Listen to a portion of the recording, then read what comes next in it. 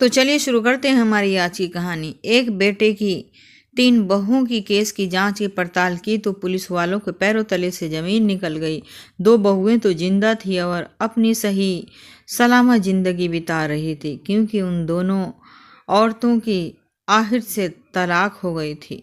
और जो वाहिद की तीसरी बीवी थी, उसको तो देखते ही बन रहा था। उसकी कहानी तो हम आहिद की बीवी के इलाज कर रहे डॉक्टर के मुंह से ही सुना रहे हैं, जुबानी सुनाते हैं। उनका कहना है कि मैंने अपनी ज़िंदगी में ऐसा केस पहले कभी नहीं देखा था।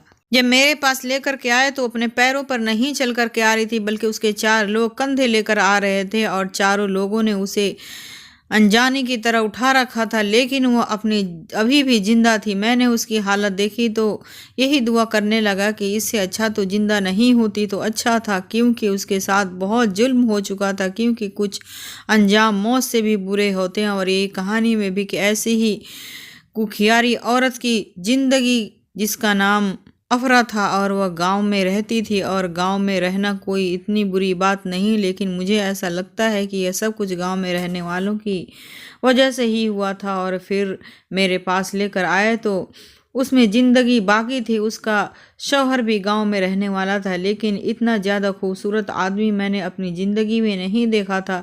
अपनी बीवी के लिए परेशान भी बहुत ज़्यादा था। इफ़रा क्या देखा जाए तो वह बिल्कुल भी खूबसूरत नहीं थी। उसका चेहरा बिल्कुल भी मुरझाया हुआ, गाल अंदर तक धंसा चिपके रंग काला हो चुका था, और वह हड्डियों का ढांचा बन चुकी थी। आदमी के साथ खड़ी हुई तो बिल्कुल भी अच्छी नहीं लग रही थी, लेकिन फिर भी वह इसके लिए बहुत ज़्यादा परेशान हुआ था। लेकिन जैसे ही मैंने उसे चेक किया तो चीखें पूरी अस्पताल में गूंजने लगी। बस सब लोग हैरान होकर के डॉक्टरनी मैडम को क्या हो गया। मेरा नाम डॉक्टर अजीज़ा है। मैं पूरे अस्पताल की सबसे चुपचाप और खामोश रहने वाली डॉक्टर थी, यानी किसी से ज़्यादा बात नहीं करती थी।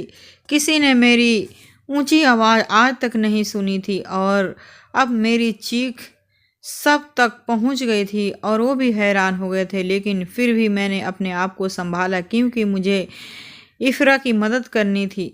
मैं उसको यहाँ से जाने नहीं दे सकती थी, और अगर मैं अपनी सेहत लेकर बैठ जाती तो उसकी मदद कौन करता, और उसे तो मदद की ज़्यादा ज़रूरत थी। जैसे ही मैंने उसका ऑपरेशन किया तो बहुत ज़्यादा हैरान हो गई। यह केस मेरे पास उस दिन आया जब अस्पताल में सिवाय मेरे और कोई ड्यूटी पर नहीं था। मैं ही एक डॉक्टर थी और एमबीबीएस सर्जन भी थी, यानी कि मैंने सर्जरी कर सकती थी। लेकिन जिस हालत में इफ़रा को लाया गया, अगर मुझे कहा जाता कि आप अकेले ही सर्जरी ना करें तो मैं तभी कर सकती थी। हालत इतनी बुरी थी।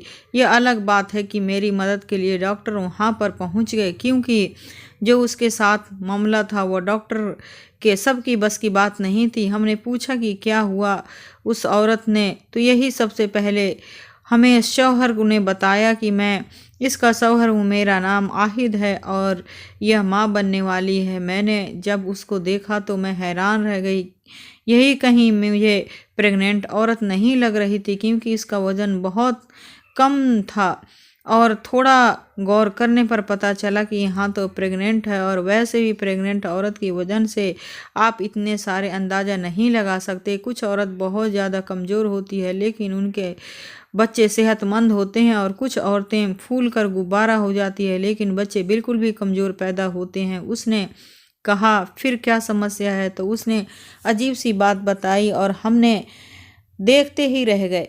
हमने उनसे कहा कि ऐसा नहीं हो सकता, कोई गलतफहमी हुई है, पर उसने कहा कि मैंने अपनी आंखों से देखा है। उसके शौहर ने कहा कि उस औरत ने नाभि से काली काली चींटियां निकाली हैं, और उस दोनों के साथ उस औरत की सास और आहिद की माँ भी आई हुई थी। वह चुपचाप पास ही खड़ी थी और शक्ल से ही बहुत ज़्यादा खतरनाक लग रही थी। वह एक झगड़ालू सास लग रही थी। मैंने उसके शौहर से बात सुनी तो हैरान हो गई। मैंने कहा कि आपको गलतफहमी होगी, वैसी चींटियां आ गई होंगी। कभी कभी इंसान के ऊपर भी चींटियां चढ़ जाती है तो उसका कहना नहीं। मेरी माँ भी यही मंजर देखा था। अजीब बात यह थी कि मौका पर सांसें तो बिल्कुल चुप नहीं रहती। मैं भी इस अस्पताल में इतनी सालों से काम कर रही थी। इस तरह के सांसों से मेरा सामना होता रहता था और मैं अगर उसके साथ उसके सास आई हो तो फिर मौके पर चुप न रहती, बोलना शुरू कर देती। किसी के बहू के अगर बेटी पैदा हो जाती है तो वो मुंह चमका कर बोलना शुरू कर देती हैं। यही सास का काम होता है। कोई कहती है कि उनसे बच्चे बंद करवाए हुए हैं मगर यहाँ बच्चा नहीं हो रहा है, जबकि ऐसा कोई मामला नहीं था। सास की वही किरदार जो हर जगह होता है, अस्पताल में भी हमने देखा था। सासें हमेशा बहू के ऊपर इल्जाम लगाती हैं और उसे ताना देती हुई नजर आती हैं, लेकिन यह सास बड़ी चुप करके खड़ी थी, जबकि शक्ल से ही सबसे ज़्यादा खतरनाक लग रही थी। साफ पता चल रहा था कि जब चुप खड़ी है तो कोई और ही मामला हो सकता है। मैंने जब इफ़रा की तरफ देखा तो उसकी आंखें भी मुझे अजीब सी बेचैनी और मदद की पुकार नजर आ रही थी। फिर उसने मुझे अजीब सा इशारा किया कि उस इशारे का मतलब ये था कि मैं अच्छी तरह जानती थी, लेकिन इफ़रा को इस इशारे में बारे में कैसे पता हो सकता था, मुझे यह समझ नहीं आया। ये इशारे का मतलब ये क्या होता है? जब कोई मदद मांगना चाहता है तो यानी मुझे किसी मुसीबत में होता है, वह इशारा करता है और मुझे अंगूठे को अपने चारों उंगलियों के बीच में रखे जाता है, फिर ऊपर से 4 उंगलियां दबा दी जाती है। इसका मतलब होता है कि मुझे मदद की ज़रूरत है, लेकिन मैं अपनी जुबान से बोल नहीं सकता। उसने यह इशारा भी अजीब बड़े तरीके से किया था। मेरी आंखें फटी की फटी रह गई थी। मैंने कहा कि ठीक है, हम पहले अल्ट्रासाउंड करेंगे और आप दोनों यहीं पर बैठें। तो उसकी सास कहने लगी कि मैं साथ चलूँगी और उसने जुबान खोली न थी कि उसने अपने रंग दिखाने शुरू किए। अगर मुझे आरिफा ने यह इशारा नहीं किया होता तो मैं उसकी सास को भी अंदर अपने साथ आने देती, मुझे कोई समस्या नहीं थी। मैंने कहा नहीं, आप वहाँ पर नहीं जा सकती, अल्ट्रासाउंड के बीच आपका वहाँ पर नहीं आ सकती, अल्ट्रासाउंड के दौरान आपका कोई काम नहीं है, आप अपने बेटे के साथ इधर ही बैठे। वह कहने लगी कि नहीं, यहाँ कहाँ लिखा है कि हम दूसरे हॉस्पिटल में गए थे और वहाँ पर तो मैं तो साथ में गई थी। मैंने कहा कि ठीक है, दूसरे अस्पताल में जाएं, मुझे आरिफा की मदद करनी थी, लेकिन मैंने जानबूझकर ऐसी बात की थी। आरिफा ने अपने शौहर की तरफ देखा तो उसने कहा कि ठीक है डॉक्टर, आप इसको ले जाएं, मैं अपनी माँ को समझा लूँगा। जब मैं आरिफा को लेकर जा रही थी तो मैंने नर्स से कहा कि इसको स्ट्रेचर पर डालो और मेरे साथ लेकर चलो। तो इतने में उसकी सास कह रही थी कि देखे अपनी बीवी के उसके साथ मत भेजो, आजकल के डॉक्टर का तो कुछ अता ही पता ही नहीं होता, तेरी बीवी के साथ क्या कर दे। वह तो अपनी माँ को कहने लगी कि चुपचाप हो जाएं, वह करेंगे इलाज। अब आरिफा कमरे में आ गई थी, वह अल्ट्रासाउंड रूम में थी। तो मैंने उससे पूछा कि अब बताओ तुमने क्या इशारा किया है, कहाँ से सीखा है और क्यों किया है। तो वह कहने लगी कि मैं बहुत बड़ी मुसीबत में हूँ, आपको मेरी मदद करनी होगी। मैंने कहा कि तुम तो शक्ल से पढ़ी लिखी भी नहीं लगती, फिर तुमने इशारा कैसे सीखा? यह तो एक कोड वर्ड इशारा है जिसके बारे में मैं अभी ज़्यादातर लोगों को भी पता नहीं है। तो उसने कहा कि आपको किसने कहा कि मैं पढ़ी लिखी नहीं हूँ? क्या किसी डिग्री के उसके चेहरे के साथ चिपकी होती है? मैंने ग्रेजुएशन किया हुआ है। और मैंने उसके बात सुनी तो मैं हैरान रह गई। इसका मतलब है कि एक अच्छी खासी औरत थी, इसको हालत ने इतना बुरा बना दिया था कि वह एक ग्रेजुएट लड़की, ऐसा लग रहा था जैसे खेतों में काम करने वाली औरत हो। लेकिन अगर पढ़ी लिखी थी तो इसका मतलब कि अच्छे खानदान और अच्छे घर से थी, पढ़ी लिखी औरत थी। अचानक से उसने रोना शुरू कर दिया और कहने लगी कि मुझे पता है कि मैं बच नहीं पाऊंगी और मेरे साथ जो कुछ हुआ है, मैंने जो कुछ बर्दाश्त किया है, मैं ही जानती हूँ, यह मेरी ज़िंदगी का आखिरी दिन है और मैं अच्छी तरह समझ गई हूँ कि आप अब मेरे बेटे को बचा लेना। इससे पहले कि मैं आपसे कोई बात बताना चाहती थी, मेरे मरने के बाद आप लोगों को मेरे लिए इंसाफ मांगना होगा। मैंने कहा कि तुम कैसी बातें कर रही हो, लगता है तुम्हारा ब्लड प्रेशर हाई हो गया है, तुम्हारे दिमाग में चढ़ गया है। ऐसा कुछ नहीं होगा। उसने मेरा हाथ पकड़ लिया और कहा कि पहले मेरी बात सुन ले। मैंने कहा अच्छा ठीक है, बताओ क्या बात है। मेरी वजह अगर कोई डॉक्टर होती तो वो भी उसकी बातें सुनने पर मजबूर हो जाती। अपनी तारीफ नहीं कर रही हूँ, मैं अपनी बुरी इंसान नहीं थी। पहले मैं भी लोगों की मदद किया करती थी। जिन औरतों के पास फीस देने के लिए पैसे नहीं होते थे, उनकी फीस मैं अपनी जेब से अदा किया करती थी, क्योंकि मैं भी कोई गरीब लड़की नहीं थी। इस शहर की सबसे बड़े अस्पताल में सर्जन डॉक्टर थी। मेरे पापा एक बिजनेसमैन आदमी थे जिसके साथ मेरी शादी होने वाली थी। मैंने कहा कि बताओ क्या बात है, तो कहने लगी कि ये जो औरत बाहर बैठी है ना, वो मेरी सास है। उसने मेरे साथ पहले ही दिन बहुत बुरा किया है। आपको शुरू से बताती हूँ, उसका बेटा बहुत अच्छा इंसान है। मेरा शौहर बुरा नहीं है, मगर वह इसके इशारों पर नाचता है। उसने अपने पहले बेटे की शादी 2 लड़कियों से कराई। पहली बीवी तो बिल्कुल भी बच्चे नहीं हुए, तो उसने 1 साल के बाद ही अपने बेटे से कहकर उसको तलाक दिलवा दिया और फिर दूसरी लड़की से शादी करवा दी, जिसके उसकी 3 बेटियां हुई, लेकिन उसके ऊपर भी बहुत बड़ा जुल्म किया करती थी। जब उस औरत से बेटा नहीं हुआ तो उसे 3 बेटियों के साथ घर से निकाल दिया और अपने बेटे से कहा कि उसको भी तलाक दे दो, और आहिद ने ऐसा ही किया। तीसरी बार इसको मिली भी मैं भी मजबूर थी और मेरे घर वाले मेरी शादी करवाना चाहते थे, क्योंकि हमारे घर में बेटियों की लाइन लगी हुई थी। मैं पढ़ी लिखी थी और मैं बड़ी मुश्किल से पढ़ाई की थी और अपनी ज़िंदगी के साथ कुछ अच्छा करना चाहती थी। लेकिन जब शादी हुई तो हमें पता नहीं था कि लड़के की पहले 2 शादियां हो चुकी थी। लड़का खूबसूरत था, इसलिए हमें लगा कि हमारा लड़का अच्छा है, लेकिन मेरी शादी करवा दी। शुरू दिन ही उसने मुझे कह दिया कि अगर तूने बेटे को जन्म नहीं दिया तो फिर अपने बेटे से कहूँगी कि तुझे भी तलाक दे देगा, क्योंकि उस टाइम तक मुझे पता चल गया था कि 2 बार ऐसा ही हो चुका था। मैं घर में लड़ाई झगड़ा करती, लेकिन एक बात है कि आहिद के रवैया मेरे साथ बुरा नहीं था। उसने कहा कि मैंने पहले 2 औरतों को मुंह देखा है, वो दोनों मुझे पसंद थीं और वो भी बुरी इंसान नहीं थीं।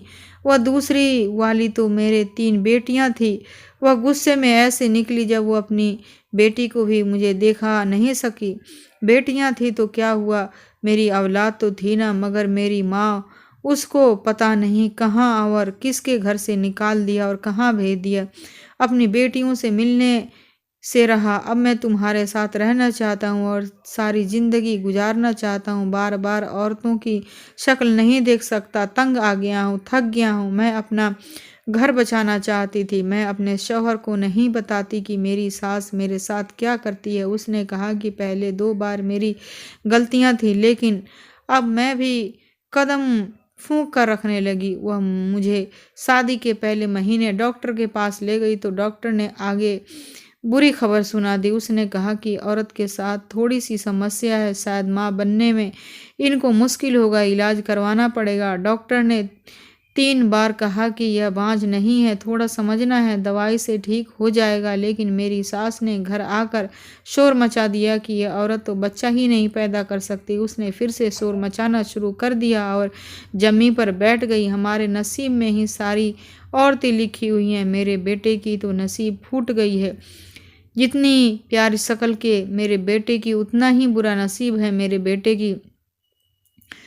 अपने शौहर की कसम खाकर कहा कि डॉक्टर ने कहा कि बस 3 महीने का इलाज है, उसके बाद सब कुछ ठीक हो जाएगा। आहिद ने मेरी बात मान ली और इलाज शुरू करवा दिया। लेकिन यह कहाँ लिखा है कि जैसे ही इलाज ख़त्म होता है शायद वैसे ही आपको आराम हो जाएगा।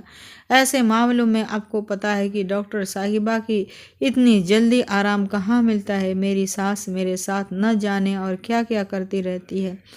जब उस लड़की ने ये बात कही तो मैंने और क्या कहती, कहने लगी कि वह मुझे कोई जड़ी बूटी खिलाती है और काढ़ा बनाकर पिलाती, किसी बाबा के पास ले जाती तो किसी के पास। यकीन नहीं करेंगे डॉक्टर साहब, उस औरत ने मेरा इतना बुरा हाल कर दिया कि और मेरा जीना हराम कर दिया था। एक बार उसको किसी ने कह दिया कि पालक खाने से औरतें बांझ हो जाता है, तो उस औरत को मुझे 3 महीने तक पालक के अलावा कुछ खाने नहीं दिया। पालक खा खा कर मैं कमज़ोर हो गई थी और मुझे न चलना उठता था न फिरा जाता था। अपने शौहर को बता दी तो उसको भी यह बात ठीक नहीं लगी कि 3 महीने से तुम्हें सिर्फ पालक खिलाई जा रही है। फिर कहीं जाकर अब मेरी जान छूटी। अभी भी कहती थी कि अगर यह पालक खाती रहती तो इसको ज़रूर बच्चा हो जाना था। पता नहीं किस तरह अल्लाह ने मुझ पर करम किया, मैं प्रेग्नेंट हो गई। लेकिन यह प्रेगनेंसी उस वक्त ठहरी थी जब सास एक बार बाबा से इलाज करवा रही थी, जो अपने आप को बाबा कहता है और डॉक्टर भी है, और उसने एक बहुत ही घटिया तरीके से नुस्खा बताया था। कहा था कि उसने मुझे यह अमल करवाना है और इसके बाद वह यहाँ न सिर्फ औलाद होगी बल्कि बेटा ही पैदा होगा। मेरी बुरी किस्मत ये, उसके अमल के बीच ही मैं प्रेग्नेंट हो गई थी। मेरी सास को यकीन हो गया कि बाबा की दवाई ही असर है। मैंने कहा कि कैसी दवाई थी? उसने कहा कि कोई दवाई नहीं थी, बस कहता था कि खाने में मीठा मीठा खाना है और हर रोज़ कुछ न कुछ मीठा खाना है, जितना हो सके। कभी बर्फ़ी मिठाई खिलानी है, कभी सोन पापड़ी, कभी मीठा खाकर मेरा शुगर बिल्कुल हाई लेवल पर बढ़ गया था। मैं दिन ब दिन कमज़ोर होने लगी। लोग समझते थे कि मीठा खाने से इंसान मोटा होता है, लेकिन जब आप इतना ज़्यादा मीठा खाते हैं तो आपको नुकसान ही हो रहा होता है। और उस बाबा ने एक बहुत अजीब सी शर्मनाक तरह का अमल किया था। मैंने कहा, कैसा अमल बताओ मुझे। इफ़रा, अब तुम यहाँ आ गई हो, बता दो सारी अपनी कहानी। बहुत जल्द जल्द सुना रही थी। उसे पता था कि उसके पास अब ज़्यादा वक्त नहीं है। कहने लगी कि उस बाबा ने कहा था कि 21 काली चींटियाँ पकड़ कर लाओ। उसने एक अमल के कपड़े में डालकर उस औरत के नाभि के ऊपर बांध देना है। अमल का कपड़ा ही बारीक था। उसने कहा कि चींटियाँ मरनी नहीं चाहिए, जिंदा होनी चाहिए, और उसको नाभि के ऊपर बांध देता है। अब आपको लग रहा होगा कि यह अमल आसान है, कम है, मगर कई चींटियों का मतलब पता है आपको कि डॉक्टर साहिबा फायर टेंशन में। उसने कहा कि फायर अटेंशन, तो ये बात सुनकर रह गई हूँ कि इफ़रा यह चींटियों की बात कर रही है जो लाल लाल रंग की होती हैं, साइज में थोड़ी बड़ी होती हैं, और इसे कहते हैं कि अगर आपको किसी जिस्म के ऊपर कट जाए तो आप मर भी सकती हैं। अगर और काटने से बहुत ही बुरा दर्द होता है, यहाँ तक कि बुखार भी हो जाता है। और यह औरत उन चींटियों को जब वह जिंदा थी तो अपनी बहू के नाभि पर बंधवा देती थी। मैंने कहा कि यह तुम कैसी बातें कर रही हो, क्या तुम दर्द नहीं होता था? तो इस बार वह दर्द से पुकारने लगी, मतलब उसकी आंखों में आंसू थे और चेहरे पर गुस्से हंसी। केवल दर्द इतना हुआ कि दर्द होना ही बंद हो गया था। पहले वह चींटियाँ जिंदा थी और मुझे काटती थी। उस पालतू आदमी ने, जो पीर बाबा बना हुआ है, उसने कहा कि जितना आपकी बहू चिल्लाएगी उतना उसके ऊपर असर कम होगा, क्योंकि उसके ऊपर किसी ने जादू किया हुआ है। अगर वह चिल्लाएगी तो अपने उन चींटियों को हटाना नहीं, बल्कि अपने उसके तरफ ध्यान नहीं देना। उसके बाद ही वो ठीक हो जाएगी। थोड़ी देर बाद मैं खुद इसीलिए ठीक हो जाती थी कि वो चींटियाँ मर जाती थी। उसने कहा कि शुरू वाले दिन ही आखिरी दिन तक यह अमल करना होगा और उसके बाद ही यह औलाद भी आ जाएगा। इंशाअल्लाह बेटा ही आएगा। मैंने कहा कि तुम्हारे शौहर को पता नहीं चलता तो तुम कह क्यों नहीं देती? अच्छा इंसान था। तो मैंने कहा, डॉक्टर अच्छा इसीलिए कह रही हूँ कि जितने भी लोगों के आसपास देखा है, जितना भी मैं जानती हूँ औरतों के शहरों देखा है, बुरे ही, और इनका ख्याल भी बुरा नहीं होता, उनके एहसास नहीं करता। और ऐसे मेरा शौहर बस थोड़ा बहुत अच्छा था, मेरा बड़ा एहसास कर लेता था, वरना यह अच्छा इंसान है। तो इसका मुकाम पर खड़ी होती। इसको उसके बारे में थोड़ा बहुत पता था। उसने कहा कि जो माँ कर रही थी वो ठीक कर रही है। हमारे झगड़े होते थे और मैंने कहा कि मुझे बचाओ, अपनी माँ को रोको। तो उसने कहा कि इस अमल से ही तो हमारे औलाद पैदा होने वाले हैं। उन माँ बेटे का दिमाग ऐसा था कि एक बार जो उनके दिमाग में बात चली जाती तो फिर उसे को सच मान बैठते थे। डॉक्टर ने इतना कह दिया, मेरे साथ थोड़ी सी समस्या है और मैं कभी भी माँ नहीं बन सकती। जब भी उसी अस्पताल में थी, बार बार मेरा शौहर यही कहता था कि तुम बांझ हो गई थी और अपने घर से माँ बेटी तुम्हारा इलाज करवाना चाहती थी और अपने तरफ से मेरी माँ ने तुम्हारा इलाज करवाया। तुम्हारा इलाज करवाने के पीछे जगह जगह फिरती रही, पैसे खर्च किए, लेकिन उसने उफ तक नहीं कहा। और तुम कहती हो कि मुझे बचाओ। ये कैसे भूल सकती हो कि यही आदमी है जिसने अपनी माँ के कहने पर अपनी पहली बीवी को छोड़ा है, जिसकी उसी की पसंद की शादी हुई थी, और फिर उसी के कहने पर अपनी दूसरी बीवी को भी छोड़ दिया, जिससे 3 बेटियां थी पैदा करके थी। तो मेरे साथ कैसे ठीक हो सकता था? बस अब यह दोबारा से किसी चक्कर में पड़ना चाहता था, वरना मेरे साथ उसे क्या प्यार था। और मेरी यही जो शक्ल हुई ना डॉक्टर साहब, अगर आपको अपनी पुरानी तस्वीर दिखा दूँ तो आप भी ज़्यादा खूबसूरत थी, लेकिन वह इंसान के साथ रहकर यह मेरी हालत हो गई है। और जो इशारा मैंने आपको ये भी बताया किया, उसे फ़ोन में देखा था, यह कोई रील देख रहा था, उसमें बता रहे थे कि मैंने यहाँ से सीख लिया है, आज मेरे काम आ गया। मैंने कहा कि तुम्हारे माँ बाप को इसके बारे में पता है?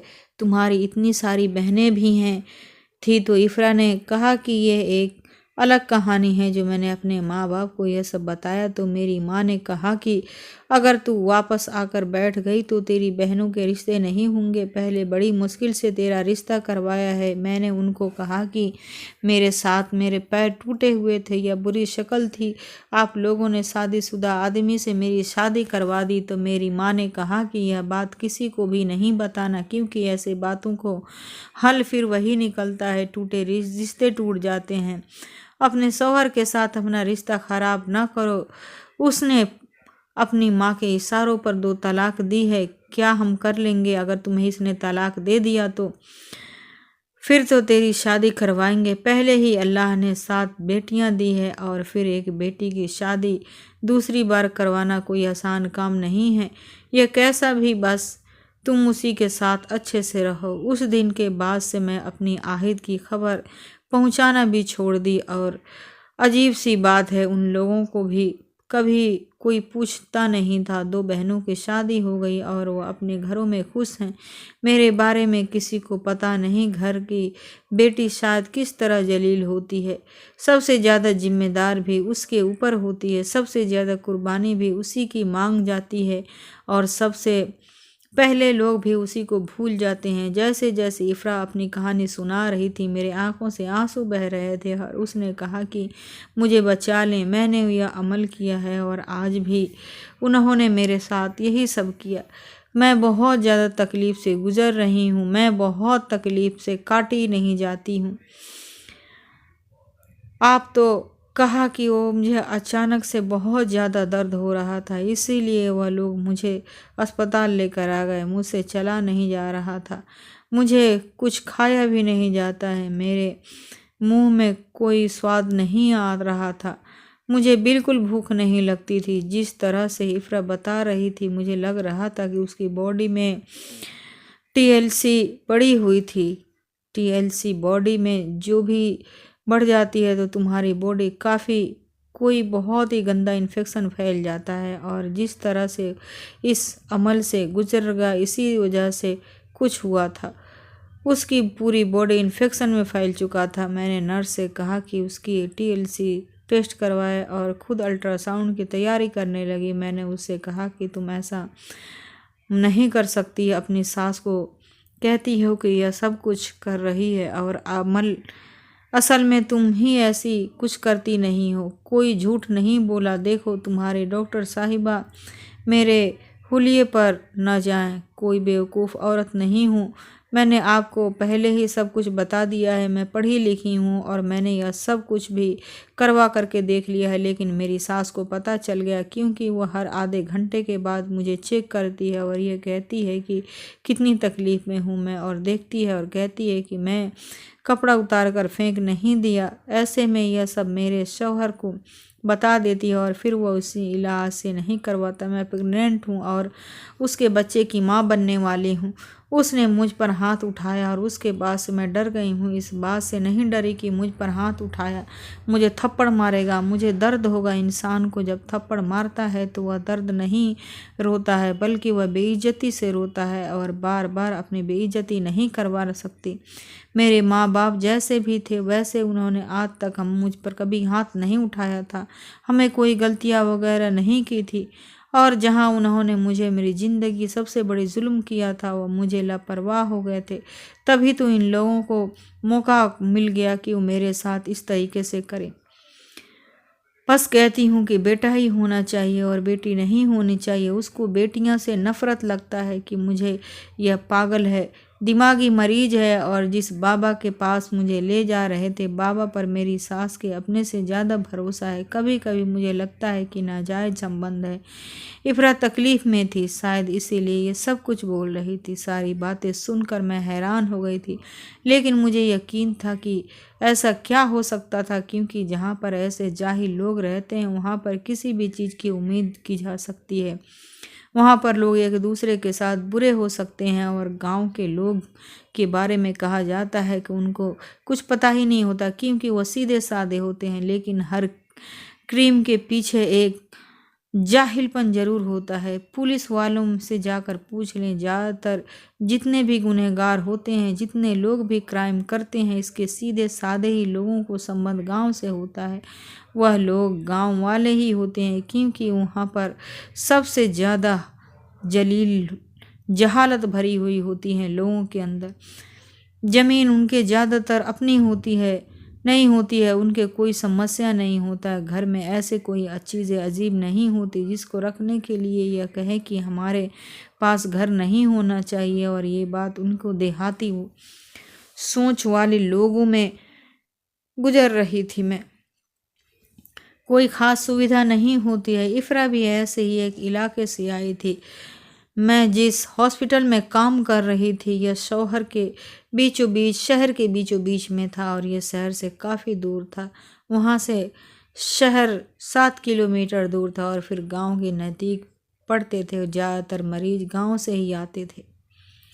मेरी तो चीख ही निकलने लगी, बुरी तरह से हैरान हो गई थी। जैसे ही मैं अल्ट्रासाउंड करते हुए मशीन की स्क्रीन की तरफ देखा तो मुझे ऐसा लगा कि आज मैं मर ही जाऊंगी। मेरी हालत बहुत बुरी तरह हो गई थी। मुझे ऐसा लग रहा था कि मैं किसी बड़े पहाड़ पर खड़ी हूँ।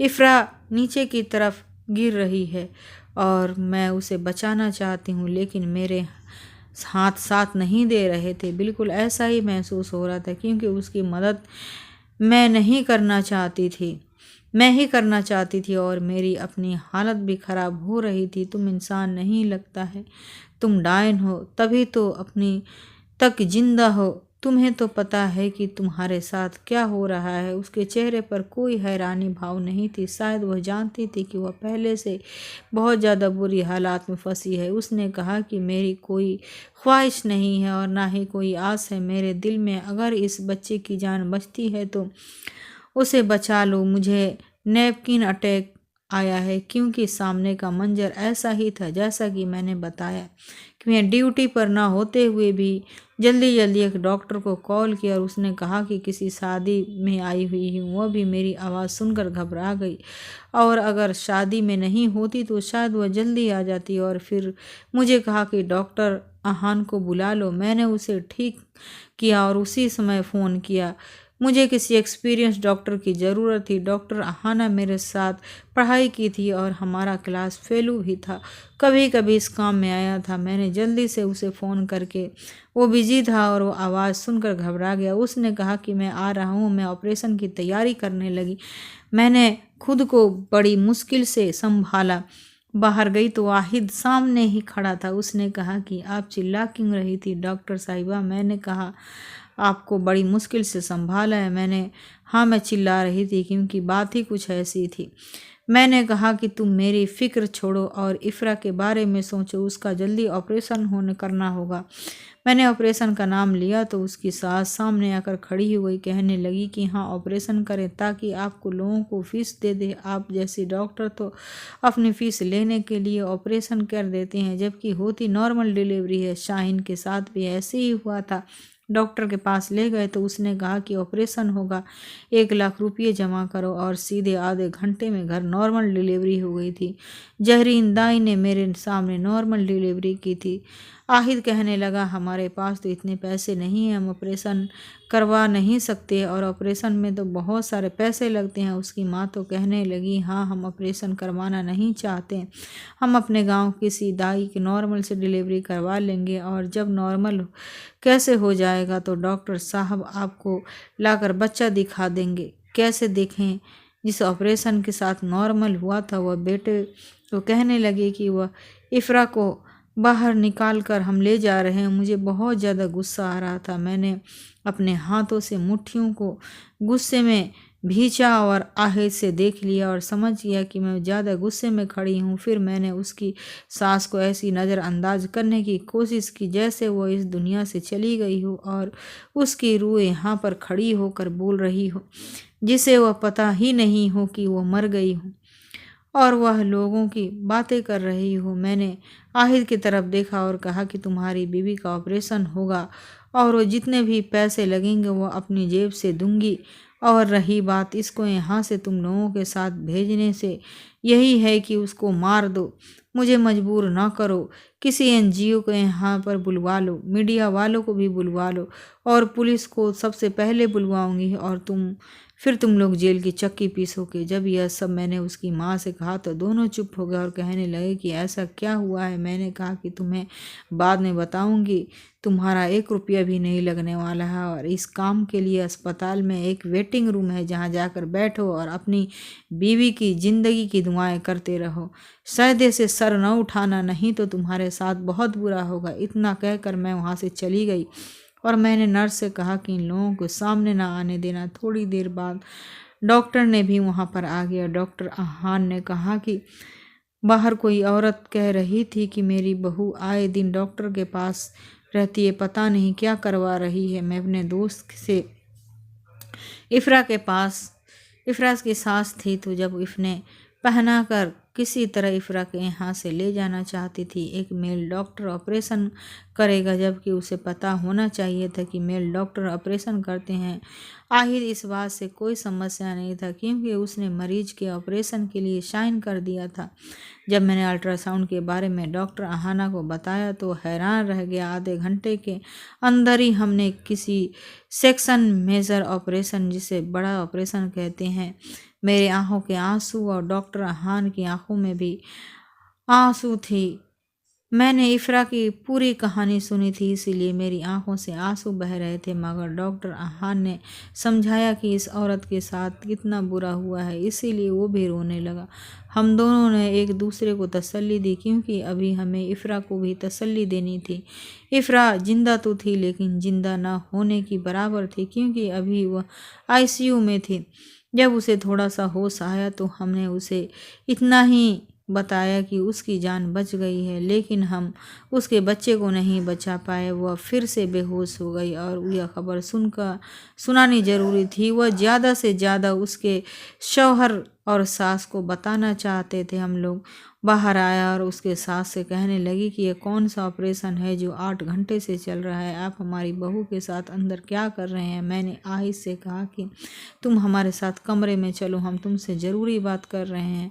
उसकी माँ के साथ आना चाहती थी लेकिन आहिद से उसने कहा कि अगर तुम उसके साथ गई तो हम तुम्हें कुछ नहीं बताएंगे। उसने अपनी माँ को कहा कि आप उधर ही बैठो, हमारे साथ आ गया और मैंने पूरी बात बताई। मैंने कहा कि इफ़रा के साथ यह सब कुछ कैसे होता रहा है और तुम कैसे बैठकर यह सब देखते रहे हो। मुझे पता है डॉक्टर साहिबा, उस बात का इलाज से इफ़रा प्रेग्नेंट हो गई थी और हमें खुशखबरी मिली थी। मुझे लगा कि आज जब इलाज करवा लिया तो बाकी के मामला संभाल नहीं पाया। मैंने कहा कि तुम्हें इस बात का अंदाज़ा होगा कि तुम्हारी बीवी जितनी तकलीफ़ में थी वो तुम्हें बताती थी। अगर वो बर्दाश्त करके किसी तरह भी बर्दाश्त की जा रही थी तो इसका मतलब ये नहीं था कि उसका दर्द कम था, वो बहुत ज़्यादा तकलीफ़ में थी।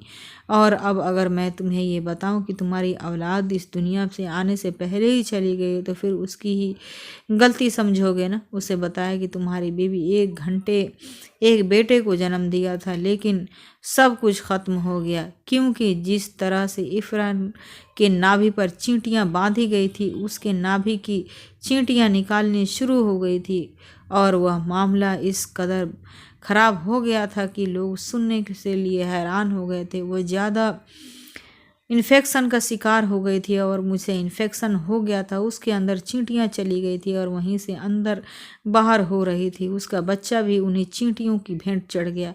वह तो कब का इस दुनिया से जा चुका था, मगर किसी को पता नहीं था।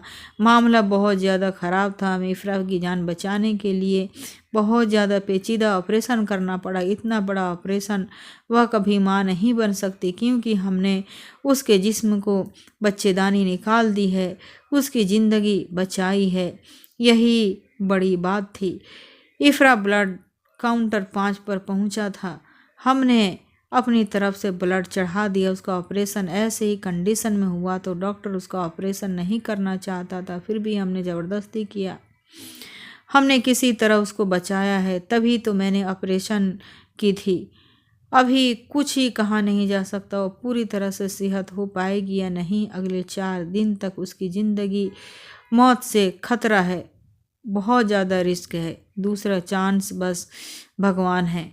आहिद को हमने सब कुछ बता दिया था ताकि उसको अकल आ जाए, और जब उसे समझ में आ गई तो वो भी मेरी सीखे मार मार कर रोया। उसने कहने लगा कि बस मेरी बीवी बच जाए, मैं उसे सारी दुनिया से बचा कर रखूँगा, कभी उसके साथ बुरा नहीं होने दूंगा। मैंने कहा कि सारी दुनिया से तो बचा लोगे, लेकिन तुम्हें अपनी माँ से कौन बचाएगा? उसको सारी दुनिया में तुमने पहले भी बचा लिया था, लेकिन दुनिया वालों ने उस पर जुल्म नहीं किया था। तुमने और तुम्हारी माँ ने। यह बात सुनकर वह ऐसे चुप हो गया जैसे उसकी कोई तीसरी आँख खुल गई है, जैसे उसे यह उसके दिमाग ही से फंगस दूर हो गया है और उसको समझ में आ गया था कि यह गलती पर था।